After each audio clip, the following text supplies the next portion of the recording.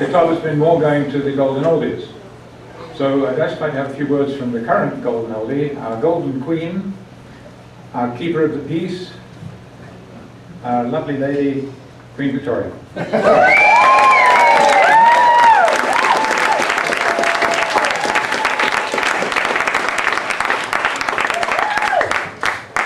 Thank you. That's quite the intro, Peter. Thank you very much.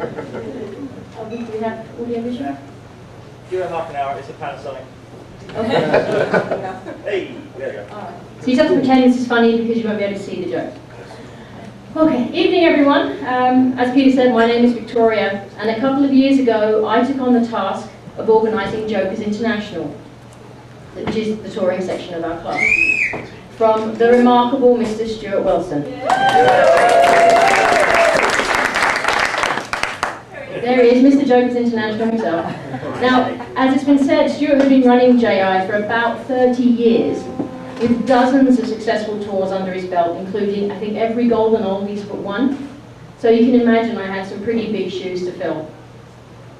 But as I said, Jokers have been on many tours, and the event we attend most consistently is Golden Oldies, which is every 2 years for the over 35s. Do we have any over 35s in the room? Maybe one or two, just about? Yeah. You can. And with Golden Oldies, Jokers International has been all over the world, to places like Australia, Argentina, the UK, Holland, Fiji, New Zealand, to name but a few. And next summer, we're headed to Germany, a city called Leipzig. So what's involved in one of these tours? Well, it goes without saying that while Jokers are on tour, they take their hockey very seriously.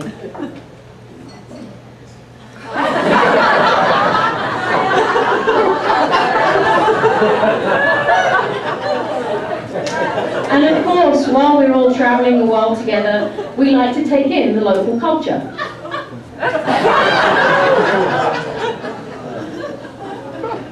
And win or lose, we are always the best dressed team.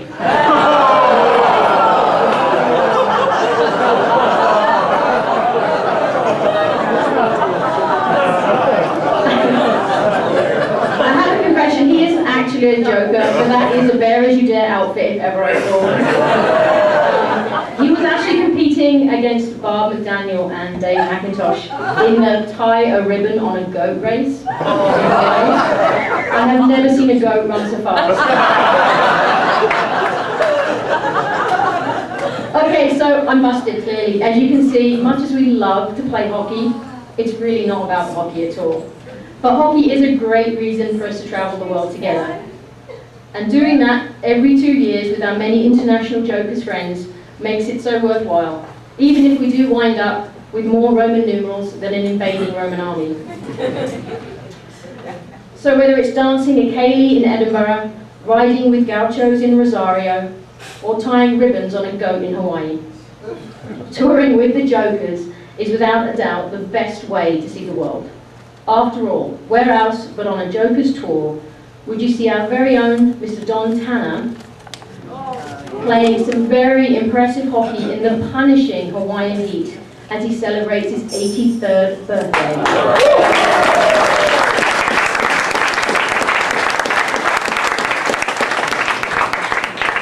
And where else but on a Jokers tour would you see the ceremonial burning of a goalkeeper's shorts? I'm pretty sure the ozone layer over Argentina is a little bit thinner now. Sorry, man. And where else on a Jokers tour would you see a federal court judge and a city police officer carrying Christine Byrne into a casino?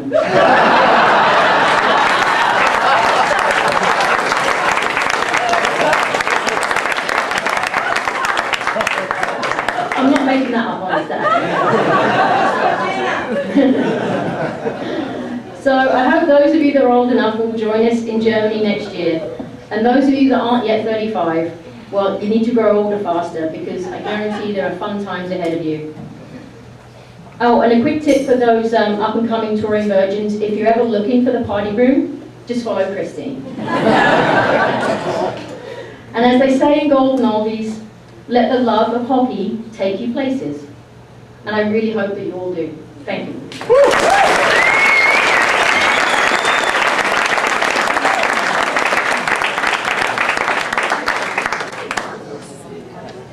Well done. Okay, it may please you to know that we're getting near the end, yeah? Another 3.5 minutes. Okay. Would you like to say? So, there's a chap here who has the same name as me. Very fortunate for him. As he can always be known as the other Peter Buckland.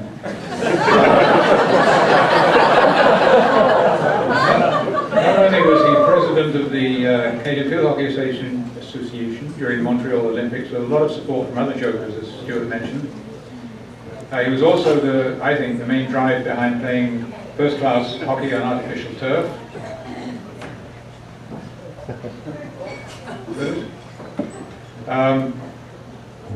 But he's going to tell us not about that, but about intertidal hockey, which he invented at Esquiat, formalized, and of which he is the undefeated world champion.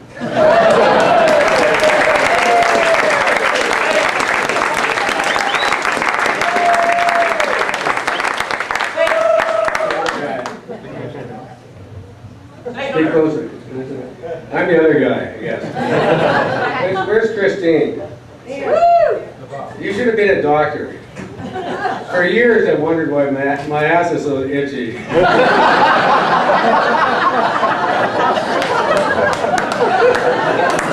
Anyway, the jurisdiction of the International Hockey Federation ends at the high tide mark. And that's where Hesquet hockey takes over. As you know, of course, the tides are affected by the moon. So Hesquet hockey operates on the lunar cycle, which is, of course, a shorter month than the Gregorian calendar. But because of that, you have to make adjustments from time to time. Hesquet hockey, even though it started in 1969, 5 years after the Jokers, has already celebrated their 50th annual. So most of you know that the game is played with on the hard sand beaches of Hesquet Harbor, and it's played with a field hockey stick and a volleyball, and if possible on an incoming tide, so the game ends up in the water. The ceremony is a large part of the game, as everyone that's been there knows. For years, we tried to run the world's fastest tournaments. We had access to dynamite, so we used dynamite for the opening and closing ceremonies, with the closing blast set only moments after the opening blast.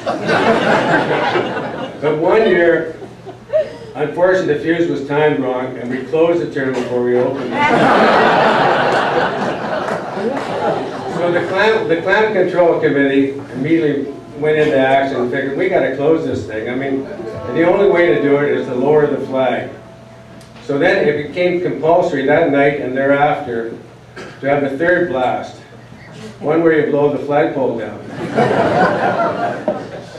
So we started off with a 40-foot flagpole, and when it was that last used, at the last event where we could use dynamite, it was 6 feet tall.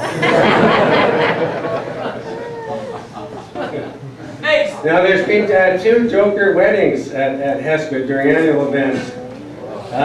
Graham and Grace, and Adina and Andy.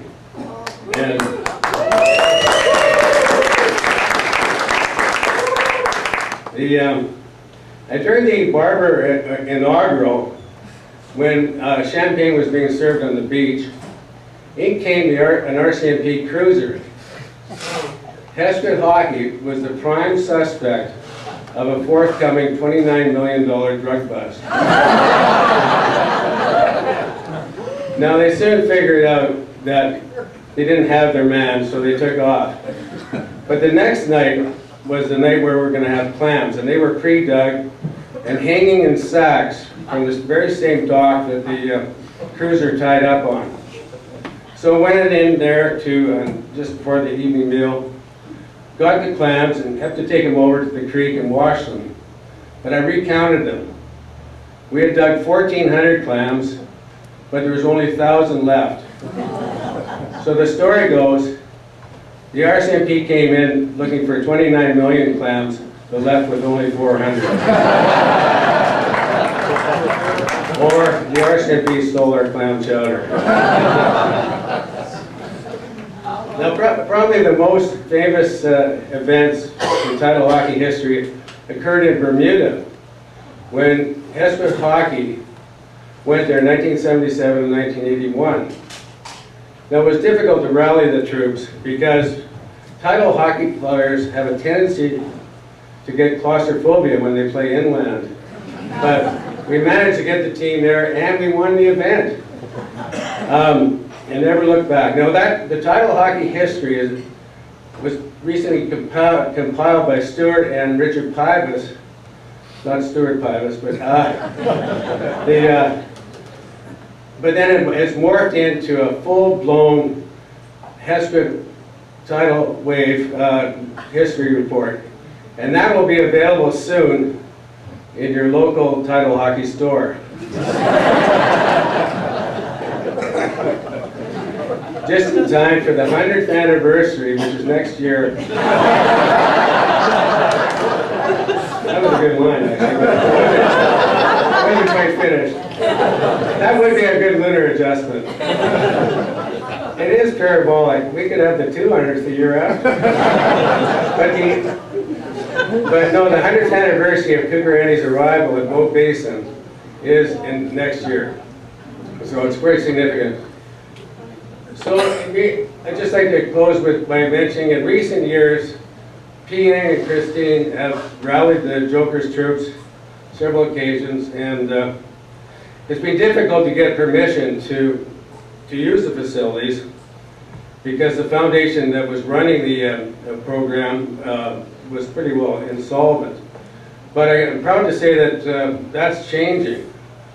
And very shortly, Hesperid Hockey will be, the use of the facilities for title hockey will be grandfathered in. So we can start planning for next year.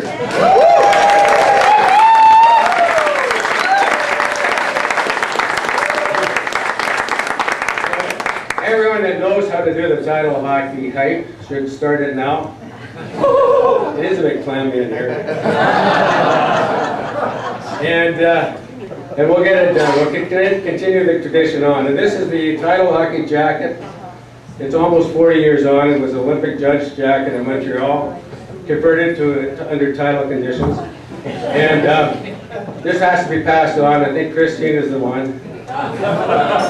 But anyway, we hope to see you all up there again, and those that haven't been there soon. So remember when you're hiking it, there is a title hockey motto. You keep off the streets, and you keep on the beach.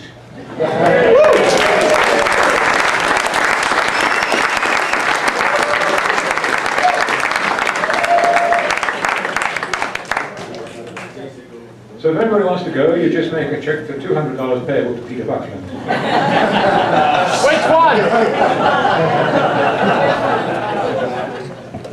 All right, thanks guys. It's great to see so many familiar faces here tonight, some of whom I haven't seen in many years. Last time some of you probably saw me, I was probably an annoying little hyper rugrat running around the halls here of Joker's social events. Truth be told, nothing much has changed, I'm just a bit taller.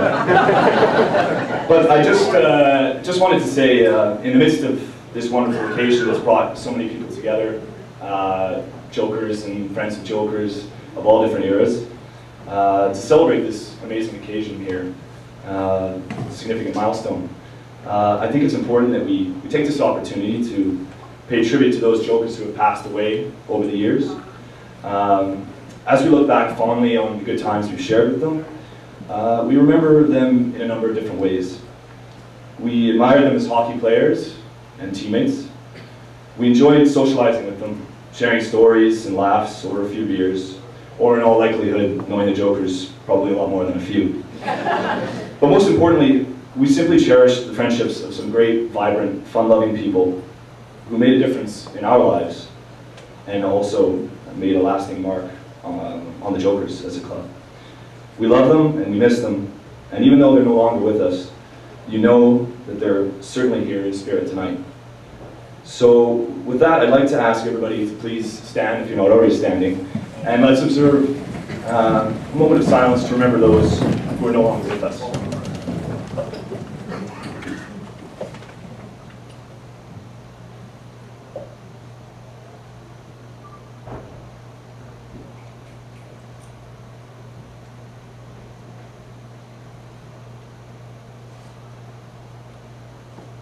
Thanks very much. Now, I have a personal interest in being up here to speak about this to you all this evening. As many of you know, my dad, Tim, was a very well-liked member of the Jokers and a big part of the club.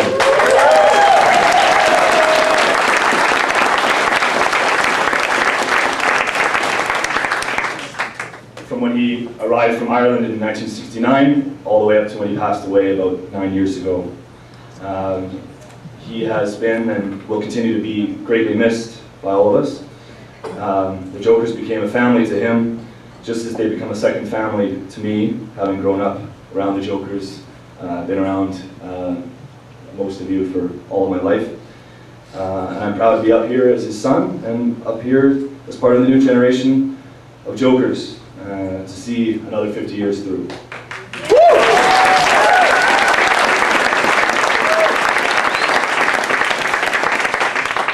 I mentioned making a mark on the club earlier, and people who know my dad will undoubtedly agree that he's made a number of amazing contributions to the club over the years that have continued to last to this day.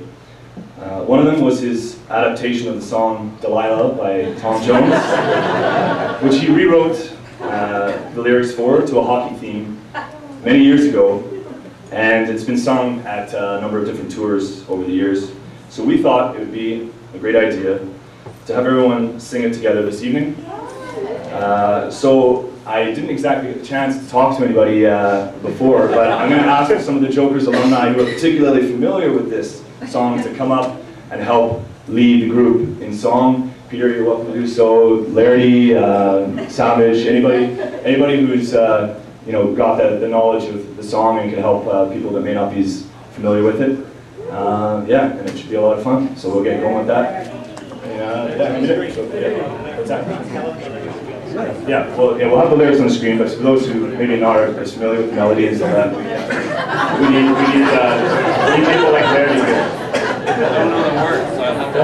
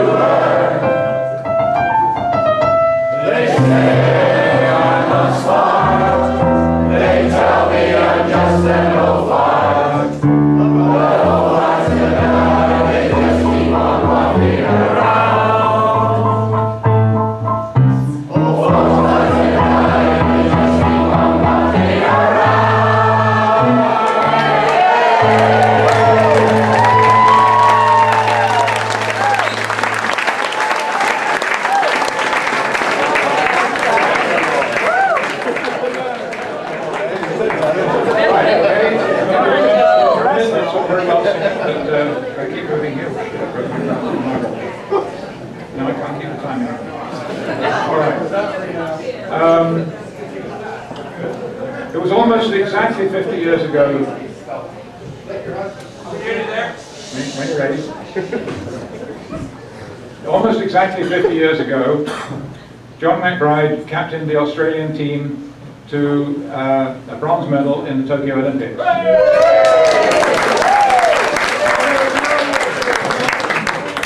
A little bit more than 50 days ago, John captained the Australian over 75 team to win the gold medal in the World Over 75 World Championship.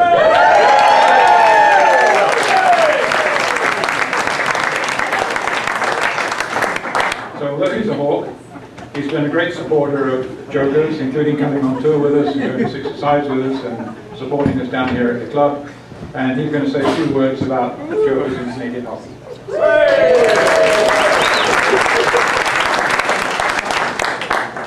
Thank you very much, Peter. I'm afraid most of my thunder has been stolen by the brilliant speakers preceding me, especially with all the wonderful humorous anecdotes, particularly, I think, led by Christine Byrne. I would hope that my concept of 3.5 minutes might be a little truncated relative to Christine's. We'll keep our fingers crossed. Thank you so much for this opportunity to say a few words. To quote a famous line from Robbie Burns, "Oh, to see ourselves as others see us." Having straddled both the Vancouver Hawks and the Jokers Hockey Club and Jokers International over more than 45 years, I believe I'm well placed to speak on both the inside and the outside of this club. I observed that this club was built on several principles: reaching out, giving back, showing leadership, all the time having fun. Reaching out to embrace within their membership all nationalities from many countries around the world, of all ages and every level of play and ability, so that Jokers 2, Jokers also, Jokers yet again, and all the others that Peter rattled off earlier, I've forgotten some, and so on, followed in quick succession until the Jokers had 5 or 6 teams in the league within a few years of their initial inception. With this multinational ethos, especially later through the formation of Jokers International, the club embraced the whole world, visiting dozens of countries from all around the world through tours and later Golden Oldies. Thanks, Stuart, who has already been, of course, honoured, and it was very deserving. As part of their reaching out was the social side, where post-match gatherings and parties at such revered and iniquitous locations as the ENC, Tatchbrook Hall, Heather Street and others, where club members took their embraces to a whole new level, resulting in the formation of a women's team, as Sue has outlined, in 1967, and the initiation of a mixed festival, the first that I am aware of in Vancouver. Indeed, the embraces became so amorous and passionate that marriages ensued, and today, as we witnessed earlier when you all stood, the club includes a whole new generation of members as a result. And Joel is a fantastic example of that new generation.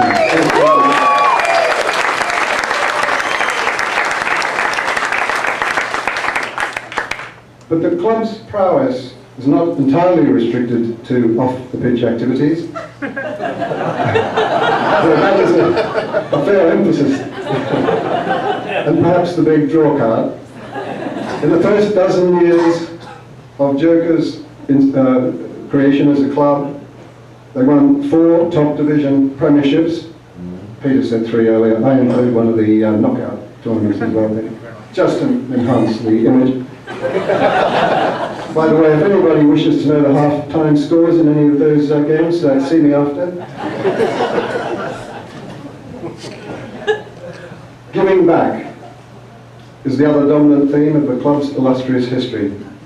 This is true not only within the club itself, as members step up to take on leadership roles, as team and club captains, coaches and managers, as well as administrative positions in the Jokers Hockey Club itself and in VRC as a whole, but also in the wider hockey community at league, provincial and national level.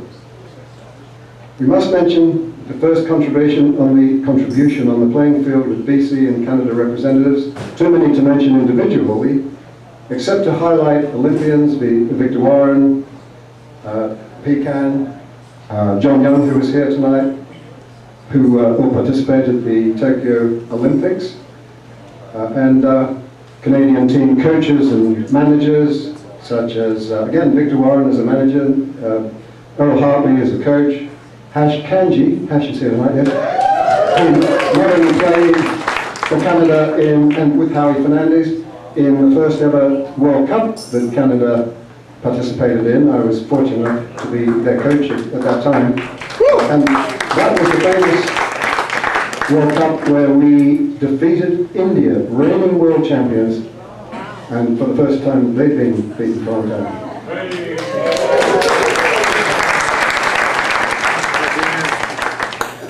CFHA, that's Canadian Field Hockey Association, executive members, Victor Warren again as president, Pecan as president, their names keep cropping up. Original founding members, many executives, including Stuart Wilson, Richard Hawksworth, Spencer Hardigan, I probably missed a whole lot, Eric Van Elk with the BC presidency, and Birchie, and again, many others, too many to name. And as I mentioned earlier, the club has shown great leadership. Leadership as a mixed club, something that Vancouver Hawks have emulated, and we're very proud to now have a mixed club.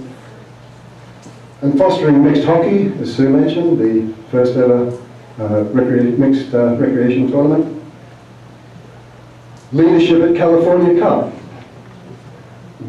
Jokers team was the first team from Canada to participate in the inaugural California Cup in 1972.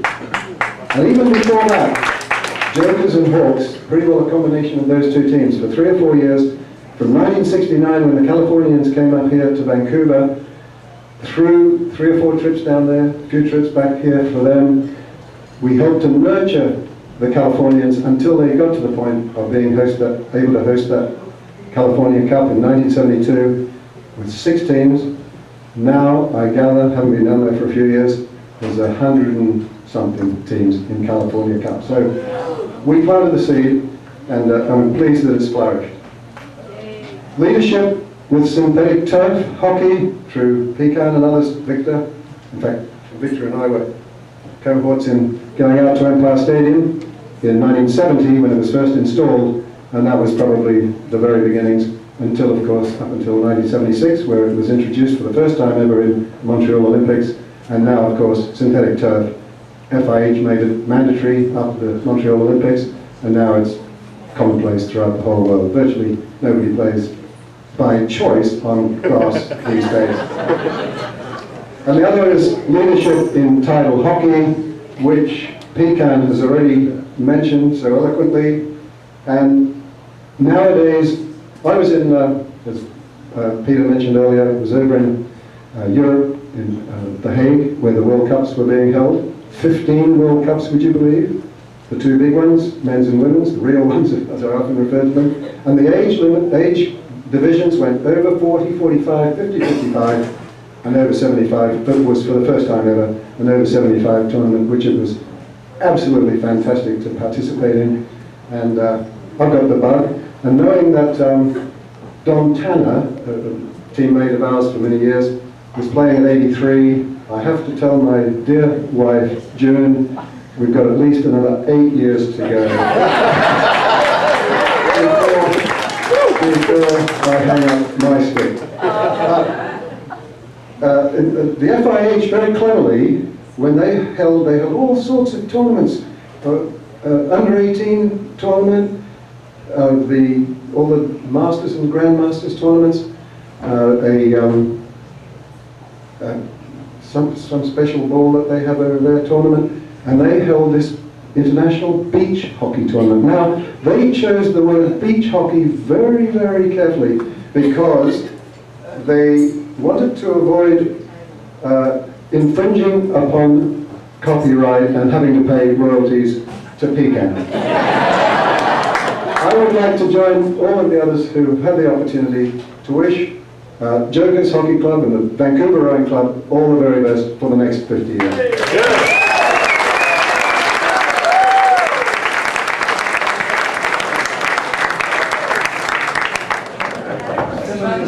I'm just about to introduce Mr. Richard Savage, a very cultured gentleman, of course, from the University of Cambridge.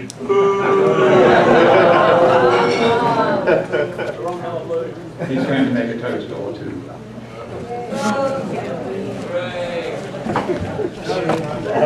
This is on the agenda as the toast to absent friends.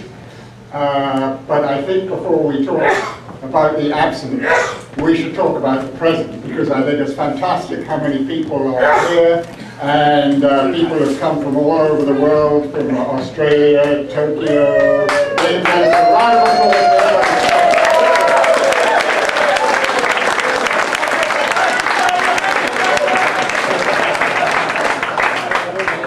for everybody. And now for the absent. Some have provided a written submission with their reasons and regrets, and they're on the wall up there, so they're trying to mitigate their situation. And then I think there's probably quite a lot of others in true Jokers fashion who, even with 6 months' notice, couldn't get the calendar function on their iPhone to work. And they're probably going to show up next week. But seriously, there are a lot of people who can't be here today who have made huge contributions to Jokers. So those of you that still have any liquid in your glass, please join me in a toast to absent friends.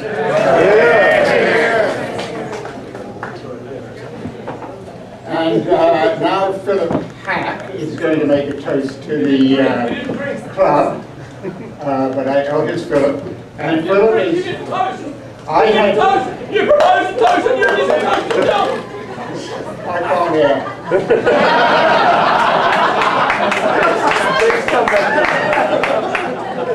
And so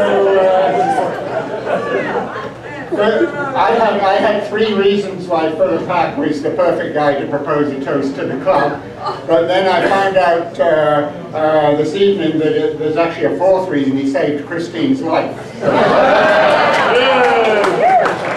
My 3 were that he has come all the way from Brisbane to be here especially for this. Philip has also played for Jokers International in many Golden Oldies tournaments. And then the main reason, I think, is that this way we can have Hack and Savage on the stage together, which I think some would say sums up Jokers field hockey for the last.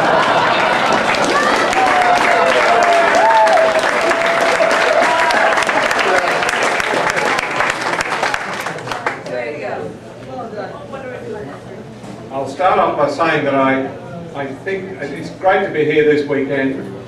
I don't think I'm going to be here for the next one in another 50 years' time. Sorry about that, that may just be a bit too far to travel.